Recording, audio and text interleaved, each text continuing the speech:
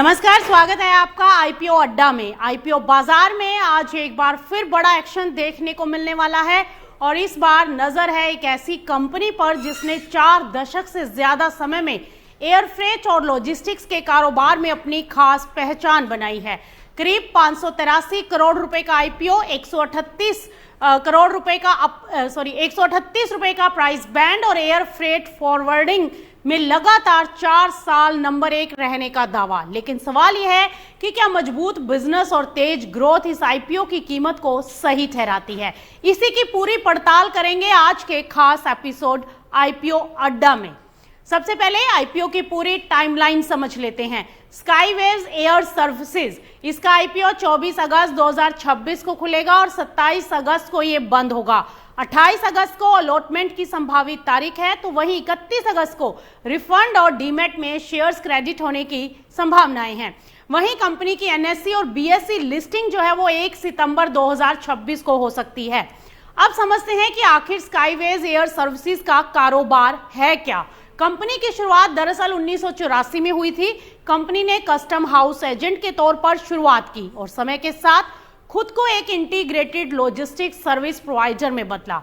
आज company air freight, ocean freight, trucking, warehousing, customs, broking, express cargo और parcel delivery जैसी सेवाएं देती हैं। यानी कि कंपनी सिर्फ सामान को एक जगह से दूसरी जगह पहुंचाने का काम नहीं करती, बल्कि ग्राहकों को end to end supply chain solution भी उपलब्ध कराती है। कंपनी की सबसे बड़ी स्ट्रेंथ में से एक है इसकी एयर फ्रेट में मार्केट पोजीशन। कंपनी के अनुसार वर्ल्ड एसीडी के आंकड़ों के आधार पर 2022 से 2025 तक लगातार 4 सालों में AWBS जनरेटेड के हिसाब से Skyways air services number 1 air freight forwarder रही है। यानी कंपनी का दावा सिर्फ पुराने अनुभव का नहीं, बल्कि मजबूत ऑपरेशनल स्केल का भी है। लॉजिस्टिक कारोबार में सिर्फ घरेलू नेटवर्क काफी नहीं होता, ग्लोबल कनेक्टिविटी भी उतनी ही जरूरी होती है। स्काईवेज के स्ट्रेटेजिक एयरलाइन रिलेशनशिप्स में Saudi cargo, air India cargo, Emirates और लफ्थहांसा जैसे नाम शामिल हैं और इसके अलावा कंपनी कई इंटरनेशनल लॉजिस्टिक्स नेटवर्क्स का भी हिस्सा है। कंपनी की दूसरी बड़ी खासियत है टेक्नोलॉजी इंटीग्रेशन। स्काईवेज ने flight booking, shipment tracking, workflow automation, documentation और रिपोर्टिंग को बेहतर बनाने के लिए कई प्रोपराइटरी प्लेटफॉर्म विकसित किए हैं। यानी कंपनी का लक्ष्य सिर्फ लॉजिस्टिक प्रोवाइडर बने रहना नहीं, बल्कि टेक्नोलॉजी एनेबल्ड लॉजिस्टिक प्लेटफॉर्म बनना भी इसका एक मेन मकसद है। अब आते हैं आईपीओ के सबसे जरूरी हिस्से पर।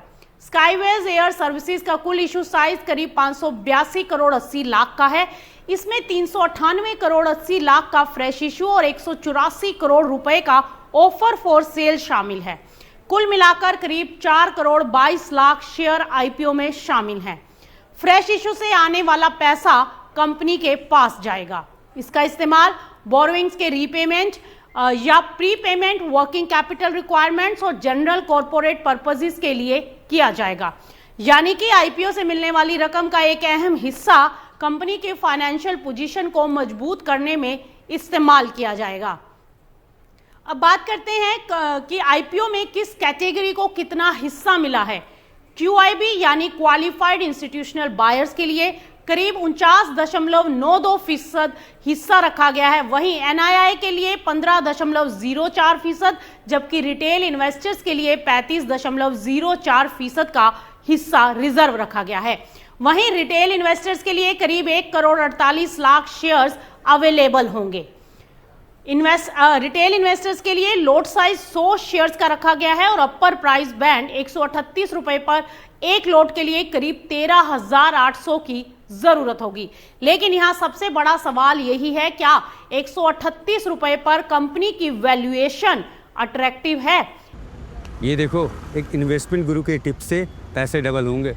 बस ऑफर क्लेम करना है। पैसे डबल ऐसे कोई भी ग्रुप से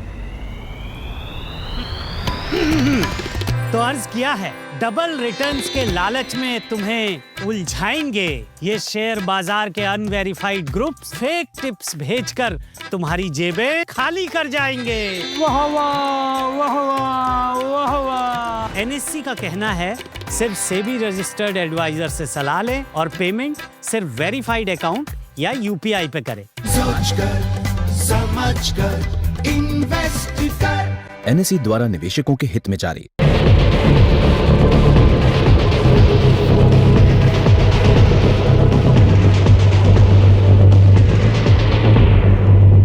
स्काईवेज एयर सर्विसेज की कुल आय फाइनेंशियल ईयर 2024 में करीब 1316 करोड़ 81 लाख थी, जो फाइनेंशियल ईयर 2025 में बढ़ी और 2270 करोड़ 99 लाख पर पहुंची और 26 में करीब 2839 करोड़ 67 लाख रुपए हो गए। यानी कि 3 साल में रिवेन्यू का आकार करीब 2.2 गुना हो गया। अब रिवेन्यू के बाद सबसे अहम है प्रॉफिट। फाइनेंशियल ईयर 2024 में पैट 34 करोड़ 49 लाख रुपए रहा और 2025 में ये बढ़कर 48 करोड़ 14 लाख हुआ और फाइनेंशियल ईयर 26 में 63 करोड़ 52 लाख पर पहुंच गया। यानी प्रॉफिट में भी लगातार बढ़ोतरी हुई है। परफॉर्मेंस की बात करें तो अबीटा भी तेजी से बढ़ता दिखाई दिया। फाइनेंशियल ईयर 2024 में अबीटा 48 करोड़ 34 लाख था और 25 में 86 करोड़ 49 लाख पहुंचा और 26 में तो ये बढ़कर 125 करोड़ 65 लाख पर पहुंच गया। यानी ये कंपनी के ऑपरेटिंग स्केल में सुधार का संकेत देता है। लेकिन यहां पर एक जरूरी बात है, रिवेन्यू, जो कि रिवेन्यू हजारों करोड़ में है, जबकि पैट सिर्फ 63 करोड़ 52 लाख है। फाइनेंशियल ईयर 2026 में पैट मार्जिन 2.26% और अबीटा मार्जिन तकरीबन 4.5% के आसपास रहा। यानी बिजनेस स्केल बड़ा है लेकिन फाइनल प्रॉफिटेबिलिटी मार्जिन अभी भी काफी कम है। चलिए अब आरओई और आरओसीई को समझते हैं। फाइनेंशियल ईयर 2026 में आरओसीई कंपनी का बढ़कर 18.11% हुआ, जबकि फाइनेंशियल ईयर 2025 में ये 14.61% था। लेकिन आरओई 19.5% से घटकर 14.25% रह गया। यानी दोनों इंडिकेटर्स एक जैसी तस्वीर फिलहाल नहीं दिखा रहे हैं। अब आते हैं एक अहम रिस्क पर और वो है कर्ज। फाइनेंशियल ईयर 2026 में कंपनी की टोटल बोरोइंग्स करीब 624 करोड़ 6 लाख रुपए रही, जबकि नेटवर्थ करीब 332 करोड़ 64 लाख। यानी बोरोइंग नेटवर्थ से काफी ज्यादा है। हालांकि फ्रेश इशू के जरिए बोरोइंग्स के रीपेमेंट का प्रीपेमेंट की योजना है, लेकिन इन्वेस्टर्स के लिए डेप्थ लेवल पर नजर रखना यहां पर बेहद जरूरी रहेगा। अब आईपीओ के बाद प्रति शेयर कमाई यानी ईपीएस पर नजर डालते हैं। पहले प्री आईपीओ ईपीएस देखें तो वो करीब ₹5.46 था। पोस्ट आईपीओ ईपीएस करीब ₹4.37 बताया गया। यानी कि नए शेयर जारी होने के बाद ईपीएस डाइल्यूशन देखने को मिल रहा है। आईपीओ के बाद अब कंपनी का अनुमानित मार्केट कैप जो है वो करीब 2005 करोड़ 74 लाख रुपए है। अपर प्राइस बैंड 138 रुपए है और पोस्ट आईपीओ ईपीएस ₹4.37। इसीलिए इन्वेस्टर्स के लिए अब सबसे जरूरी एनालिसिस है, क्या कंपनी की फ्यूचर ग्रोथ इस वैल्यूएशन को जस्टिफाई कर सकती है। तो अब पूरी कहानी को 2 हिस्सों में बांट कर देखते हैं जरा। स्ट्रेंथ में कंपनी का 40 सालों से ज्यादा का experience, strong air freight position, diversified logistic services, global network, technology और रिवेन्यू प्रॉफिट ग्रोथ शामिल है। लेकिन रिस्क में लो पैट मार्जिन और हाई बोरोइंग्स, आरओई में गिरावट, ईपीएस डाइल्यूशन और वर्किंग कैपिटल रिक्वायरमेंट शामिल है। तो स्काईवेज एयर सर्विसेज आईपीओ की तस्वीर को अगर एक लाइन में हम समझें तो बिजनेस मजबूत, ग्रोथ अच्छी, लेकिन वैल्यूएशन और डेप्थ पर नजर बेहद जरूरी। कंपनी के रिवेन्यू और अबीटा में अच्छी ग्रोथ दिखाई दे रही है, प्रॉफिट भी लगातार बढ़े हैं, लेकिन पैट मार्जिन सिर्फ 2.26% है और बोरोइंग्स करीब 624 करोड़ रुपए। अब सबसे बड़ा सवाल यह है कि 131 रुपए से 138 रुपए के प्राइस बैंड पर यह आईपीओ निवेशकों के लिए कितना अट्रैक्टिव है। और इस सवाल का जवाब सिर्फ नंबर्स देखकर नहीं बल्कि सेक्टर आउटलुक, वैल्यूएशन और कंपनी की फ्यूचर ग्रोथ को समझकर देना जरूरी है। ये देखो, एक इन्वेस्टमेंट गुरु के टिप से पैसे डबल होंगे। बस ऑफर क्लेम करना है। पैसे डबल ऐसे कोई भी ग्रुप से? तो अर्ज किया है, डबल रिटर्न्स के लालच में तुम्हें उलझाएंगे ये शेयर बाजार के अनवेरिफाइड ग्रुप्स। फेक टिप्स भेजकर तुम्हारी जेबें खाली कर जाएंगे। वाह वाह वाह वाह वाह वाह। एनएससी का कहना है सिर्फ सेबी रजिस्टर्ड एडवाइजर से सलाह लें और पेमेंट सिर्फ वेरीफाइड अकाउंट या यूपीआई पे करें। सोचकर समझकर इन्वेस्ट कर। एनएसई द्वारा निवेशकों के हित में जारी। अब वक्त है उन सवालों का जो हर निवेशक के मन में हमेशा रहता है। क्या कंपनी की ग्रोथ सस्टेनेबल है? क्या 138 रुपए का अपर प्राइस बैंड उचित वैल्यूएशन देता है? और 624 करोड़ रुपए की बोरोइंग्स को लेकर कितना चिंतित होना चाहिए? और सबसे अहम, क्या ये आईपीओ लॉन्ग टर्म इन्वेस्टर्स के लिए अट्रैक्टिव है या सिर्फ लिस्टिंग गेन की कहानी? इन्हीं सवालों पर अब हमारे साथ मौजूद हैं हमारे एक्सपर्ट्स। कमला जी, आप सीनियर एसोसिएट हैं, एसएमसी रिसर्च से हैं। कमला जी, स्वागत है आपका हमारे इस खास प्रोग्राम आईपीओ अड्डा में। Thank you. कमला जी, सबसे पहला सवाल, आपने देखा कि आईपीओ स्काईवेयर्स एयर सर्विसेज का जो रिवेन्यू है वो फाइनेंशियल ईयर 2024 से 26 के बीच बड़ी तेजी से बढ़ता दिखा है। क्या आपको लगता है कि ये ग्रोथ आने वाले सालों में भी सस्टेनेबल रह सकती है? हाँ, अगर हम आंकड़े को देखते हैं तो ये काफी मजबूत लगता है ना। पर आगे इंडिया के बढ़ते एयर कार्गो मार्केट और 2030 तक का 10 MMT का कार्गो टारगेट से असर बने रहेंगे। ये ग्रोथ की असर तो काफी बना रहेगा। हालांकि फ्रेट रेट्स हो गए, ग्लोबल ट्रेड हो गए, फ्यूल कॉस्ट और हाई बेस के कारण ग्रोथ में मॉडरेशन काफी संभव लग रहा है।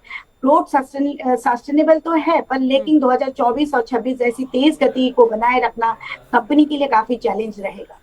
ओके, तो ऐसे में क्या लगता है कि जो कंपनी लगातार 4 साल नंबर 1 एयर फ्रेट फॉरवर्डर होने का दावा करती है, इस मार्केट पोजीशन को आप कंपनी के वैल्यूएशन के लिए कितना बड़ा पॉजिटिव मानते हो? हाँ, देखिए, ये कंपनी की एक मजबूत कॉम्पिटिटिव एडवांटेज है ना। ये कंपनी के लिए बहुत बड़ी ही एडवांटेज है। वर्ल्ड एसीडी के अनुसार AWBs में नंबर 1 कंपनी के स्केल और मार्केट प्रेजेंस को दर्शाती है, जिससे एयरलाइन के रिलेशनशिप और कस्टमर एक्विजिशन में फायदा मिल सकता है। ये वैल्यूएशन में कुछ प्रीमियम जस्टिफाई कर सकता है, लेकिन सिर्फ नंबर 1 रैंकिंग ही एनफ नहीं है ना। मार्जिन्स हो गए, प्रॉफिटेबिलिटी हो गई, कैश फ्लो हो गया और बैलेंस शीट भी बहुत ही इंपॉर्टेंट फैक्टर रहेंगे। मैं यही बोलूंगी कि इन्वेस्टर्स को इस सारे पहलुओं को बहुत बारीकी से इनको देखना चाहिए, ध्यान देना चाहिए। तो अभी कमला जी, फाइनेंशियल ईयर 2026 में पैट मार्जिन जो है कंपनी का वो तकरीबन 2.5% के 2.26% के आसपास है। क्या इतने थिन मार्जिन वाले लॉजिस्टिक बिजनेस में 2000 करोड़ रुपए से ज्यादा की पोस्ट आईपीओ मार्केट कैप आपको उचित दिखाई देती है इस समय पर? ये देखिए, ये वैल्यूएशन का थोड़ा कंसर्न रहेगा यहाँ पे, क्योंकि थोड़ा कंसर्न दिखाई देता है। फाइनेंशियल ईयर 2026 के पैट मार्जिन से करीब 2.26 और एबिटा मार्जिन की करीब 4.47% जो है, यानी कि बिजनेस में ये दर्शा रहा है कि बिजनेस में जो मार्जिन काफी ही थीन है ना। और अगर हम इसको देखा जाए तो मार्केट लीडरशिप और ग्रोथ पोटेंशियल को देखते हुए कुछ प्रीमियम तो मिलना स्वाभाविक है, लेकिन थीन मार्जिन के मुकाबले ये वैल्यूएशन थोड़ा डिमांडिंग भी लग रहा है ना। इसलिए फ्यूचर वैल्यूएशन सपोर्ट करने के लिए कंपनी को लगातार डबल डिजिट की ग्रोथ और मार्जिन में काफी इंप्रूवमेंट दिखाना होगा। बिल्कुल। तो ऐसे में अब जो कंपनी की अगर हम बोरोइंग की बात करें जो कि 624 करोड़ रुपए के आसपास है, जबकि नेटवर्थ करीब 333 करोड़ रुपए है, तो क्या फ्रेश इशू से डेब्ट रीपेमेंट बैलेंस शीट को पर्याप्त मजबूती आपको लगता है कि ये दे पाएगा? हाँ, ये फ्रेश इशू से तो बैलेंस शीट को थोड़ा बहुत मजबूत स्ट्रेंथ तो मिलेगा ही। करीब 217 करोड़ की डेट रिपेमेंट हो जाएगी। मतलब जिससे बोरोइंग हो गई, इंटरेस्ट कॉस्ट हो गया और लिवरेज कम होगी। और करीब जो है 130 करोड़ के वर्किंग कैपिटल के लिए रखा है कंपनी ने। हालांकि आईपीओ के बाद भी पूरा डेट तो खत्म नहीं हो रहा है ना, इसलिए बैलेंस शीट में सुधार होगा, लेकिन कंप्लीट डीलेवरेजिंग नहीं होगी। हमें इस चीज को भी बहुत इंपॉर्टेंट तरीके से, बहुत ही बारीकियां से इसको भी समझना बहुत ही जरूरी होगा। और आरओसी बढ़कर कमला जी इसका 18% से ऊपर पहुंच गया है, लेकिन आरओई घटता दिखाई दे रहा है, 14% के आसपास रह गया। तो इन दोनों आंकड़ों को आप किस तरह से पढ़ रहे हैं? देखिए, आरओसी का बढ़ना एक पॉजिटिव साइन है ना। ये बेहतर कैपिटल यूटिलाइजेशन को दिखाता है। वही आरओई जो है 14.15% रहना बताता है कि शेयर होल्डर्स इक्विटी पर थोड़ा रिटर्न में उतनी तेजी नहीं आई है ना, नहीं आई है। इससे बढ़ते हुए इक्विटी बेस की और कैपिटल स्ट्रक्चर को बदलाव में संदर्भ में देखना भी चाहिए। और कुल मिला के आरओसी का सुधार अच्छा संकेत है, लेकिन आरओई में भी आगे सुधार जरूरी होगा अगर कंपनी इस पे वो कर लेती है तो काफी अच्छा रहेगा। और ये जो प्री आईपीओ ईपीएस जो है इसका कमला जी 5 रुपए 46 पैसे से घटकर पोस्ट आईपीओ ईपीएस 4 रुपए 37 पैसे हो गया। क्या ये डाइल्यूशन जो दिखाई दे रहा है ये निवेशकों के लिए चिंता का विषय होना चाहिए यहाँ पर? हाँ बिल्कुल, एक ईपीएस डाइल्यूशन एक कंसर्न तो है। फ्रेश इशू के कारण पोस्ट इशू ईपीएस में भी घटकर है ना, थोड़ा घट रहा है। हालांकि डेट रिपेमेंट से इंटरेस्ट कॉस्ट घटने और अर्निंग ग्रोथ में ये डाइल्यूशन आगे चलकर ऑफसेट हो सकता है, इसलिए डाइल्यूशन नेगेटिव है। लेकिन फ्यूचर ग्रोथ को इसे जस्टिफाई कर, ये फ्यूचर ग्रोथ को जस्टिफाई कर सकती है। और ये जो आईपीओ में करीब 184 करोड़ रुपए का ऑफर फॉर सेल रखा गया है, प्रमोटर्स और एग्जिस्टिंग शेयर होल्डर्स की सेलिंग को आप यहाँ पर किस नजर से देख रहे हैं? देखिए ओएफएस में यानी कि ऑफर फॉर सेल, उसमें क्या होगा, कंपनी को पैसे जाएंगे नहीं बल्कि सेलिंग शेयर होल्डर्स को ही चली जाती है, इसलिए ये ग्रोथ कैपिटल तो नहीं है।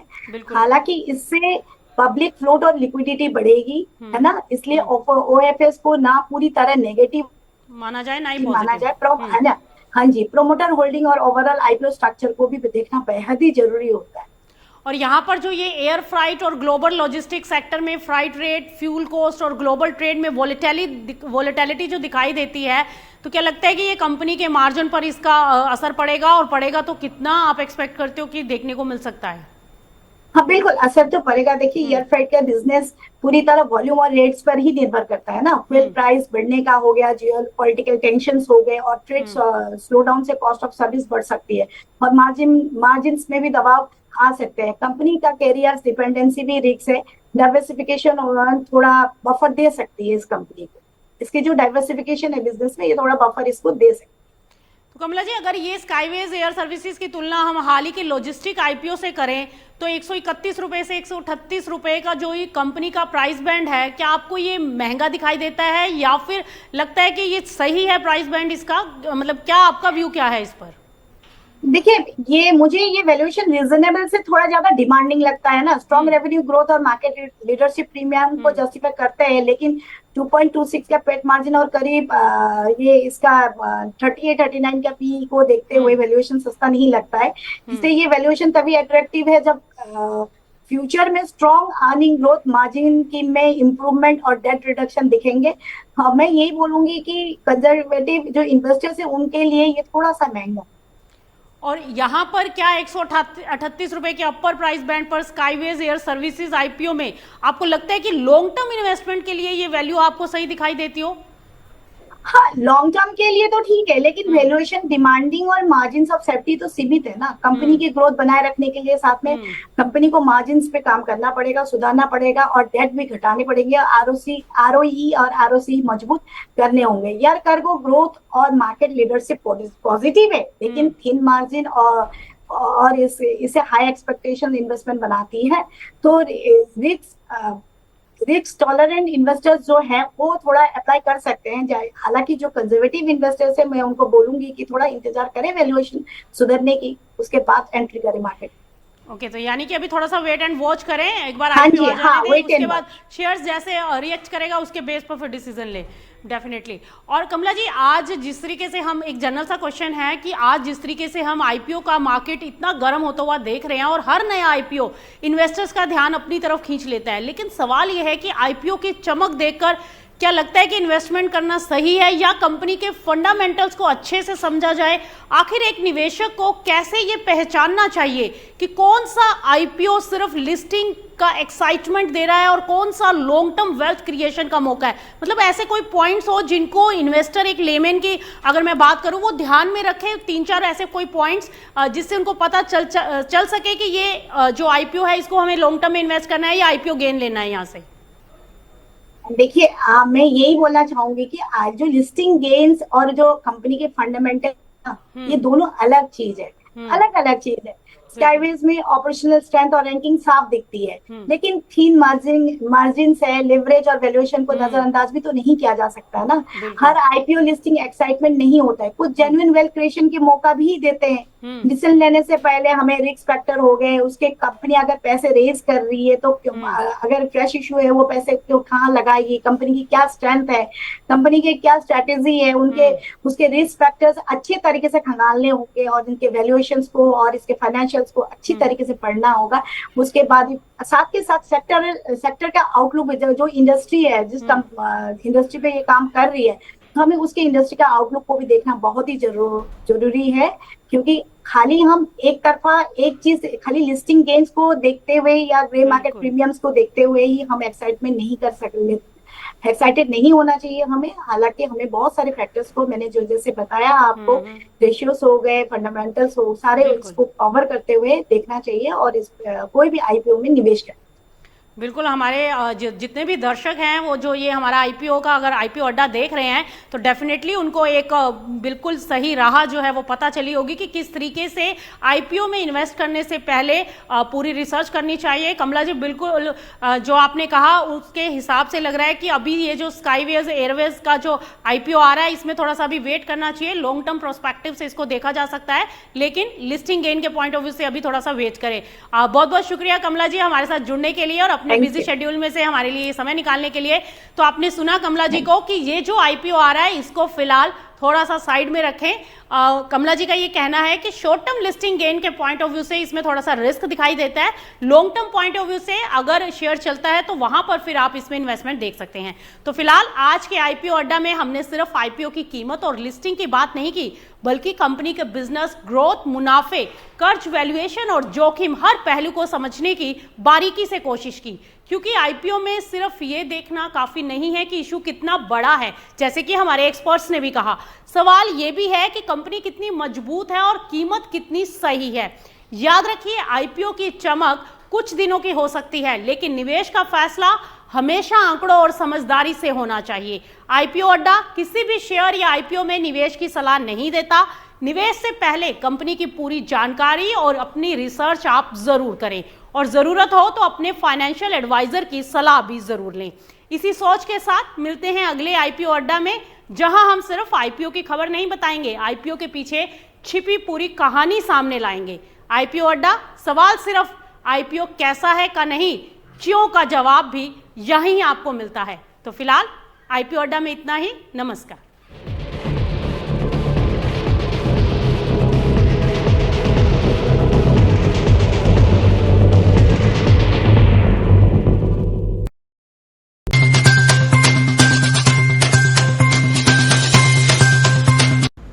ये देखो, एक इन्वेस्टमेंट गुरु के टिप से पैसे डबल होंगे। बस ऑफर क्लेम करना है। ऐसे डबल, ऐसे कोई भी ग्रुप से तो अर्ज किया है, डबल रिटर्न्स के लालच में तुम्हें उलझाएंगे ये शेयर बाजार के अनवेरिफाइड ग्रुप्स। फेक टिप्स भेजकर तुम्हारी जेबें खाली कर जाएंगे। वाह वाह वाह वाह वाह वाह। एनएससी का कहना है, सिर्फ सेबी रजिस्टर्ड एडवाइजर से सलाह लें और पेमेंट सिर्फ वेरीफाइड अकाउंट या यूपीआई पे करें। सोचकर समझकर इन्वेस्ट कर। एनएसई द्वारा निवेशकों के हित में जारी।